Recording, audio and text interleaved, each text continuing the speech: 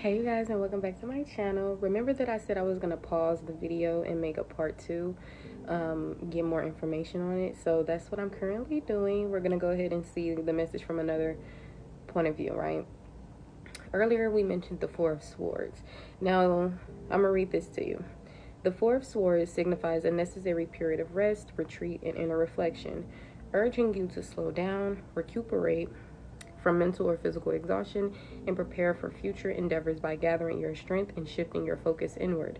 It's a call to step back from the chaos, embrace stillness, and prioritize self-care to rejuvenate your body, mind, and spirit. And just because this energy is coming up in the past does not mean that you're not presently still experiencing this time, because these are just different events or things that happens in your day-to-day life, or major events that happens within your life, right? But this is a minor arcana, so this was just day-to-day things. And that's because most of us do know time is an illusion. That's why I said, shoot, some of y'all can still be experiencing this energy. That's why sometimes we feel like readings are timeless, because it's like they don't just have to resonate the day that you create them or the day that you see them, but even a year from now, 10 years from now, right? So you could have been experiencing this chapter or day-to-day necessary period of rest in the past, okay? Now, when it ties to rest and recovery, it says take a break to heal, whether physically from illness or mentally from chronic stress and overstimulation. And when it ties to inner peace and solitude, it says seek quiet and stillness to find peace and give your mind a much needed respite. RESPITE, all right, is the word. Another thing, reflection and perspective. So it says step back from a situation to gain clarity, gather your thoughts, and reevaluate your priorities. So remind you, when I talked about the Four of Swords, I was saying, okay, it ties to this, but it also can tie to this. Now you'll just have to be able to interpret the messages in the way that it fits for you. And I know some of you guys may have some High Priestess energy. There may be some knowledge that you hold that you may not even be aware of, but maybe talking aloud or journaling could help you tap in with those subconscious thoughts, or unconscious knowledge, I should say. Okay, now with preparation and recharging, because I believe I did reflection and perspective already, right? If not, it says step back from a situation to gain clarity, gather your thoughts, and reevaluate your priorities. And then for preparation and recharging, it says use this period to gather strength and mentally prepare for the next phase of life or an upcoming challenge. And remind you, in that present energy, the Queen of Cups was there, so I feel like they all are connected to each other in the how you're going to be able to interpret your messages based off what you're hearing me say. Then you'll be able to do that for yourself, right? Okay, when it comes to retreat from chaos, which can also tie to this energy, it says withdraw from the demands of the outside world to find a peaceful internal state. And then we have suspension or truce. It says temporarily put a pause on intentions or efforts, much like a truce before a renewed period of activity. All right. And then there's all this other stuff. So what I really recommend is you guys probably typing in on Google, what does the Four of Swords mean? And for some of you guys, maybe you need to update your browser or use it more so that it can update and generate the AI for you, because they have this new update going on, and the AI is more on point, right, than it probably was if you would have typed in a question 2 years ago on Google, right? Now all this AI and robot stuff is going on, and it provides you with better messages, right? 333 144 could be very significant angel numbers. All right, 1221 0123 1213 1515. All right, 2020, and the list goes on. 444. All right, so yeah, it has all of this: when to listen to the Four of Swords, how to apply the Four of Swords. It has a lot of information. Some people, they may go on certain sites like Biddy or Reddit or Labyrinthos, but if you just type that question in along with what does the Queen of Cups mean in tarot, or what does it represent, and what does the Seven of Pentacles represent, you know? And if you want to go more in depth with it, you can ask, what does the Seven of Pentacles in future tense means? What does the Queen of Cups in present tense mean? What does the Four of Swords in past tense mean, right?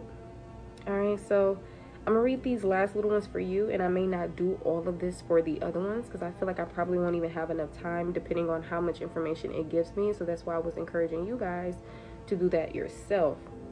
But when to listen to the Four of Swords, all right, when you are feeling overwhelmed, exhausted, or at the end of your tether, okay, or your body or mind needs time to recover from an illness or chronic stress, or when you are facing a major event or ordeal and need time to prepare, or even when you feel a need to disconnect from constant information and social media for your mental health. Okay, I love that. That most definitely resonated with me in the past, for sure. So you see how, like, all of these different things are going to come out. Like, we know the basics of tarot and everything like that, but when you have a more broader, in-depth viewpoint on these things, it really, really helps. And then you never know, maybe you can do your own tarot readings, you know. You can really right now pull out a card, you don't know what it means, just ask Google, okay? Or get the card meanings, or, you know, come up with your own interpretations based on the imagery that you see, or, you know, the history of it, like however that your inner compass tells you to go about things, right? Now it says how to apply the Four of Swords. When it comes to prioritizing self-care, it says engage in restorative practices like meditation, journaling, or simply taking a power nap. All right, now when it comes to taking a break, a vacation, a mental health day, or a simple period of relaxation can be beneficial. Another, go within.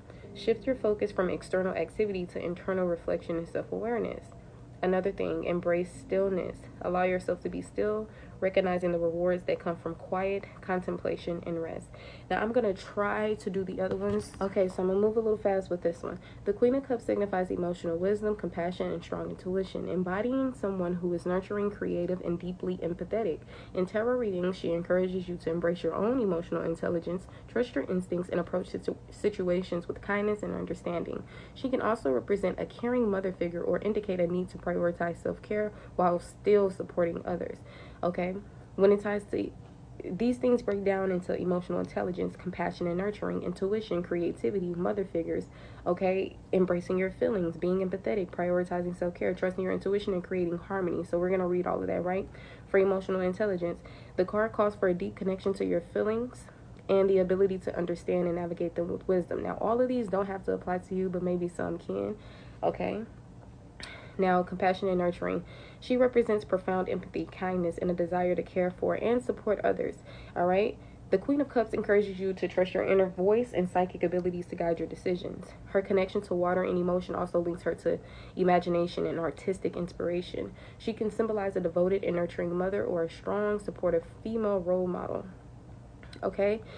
You are encouraged to connect with your emotions and allow them to guide you. Show compassion and understanding to those around you. The card can also be a reminder to look after your own emotional needs, even as you support others.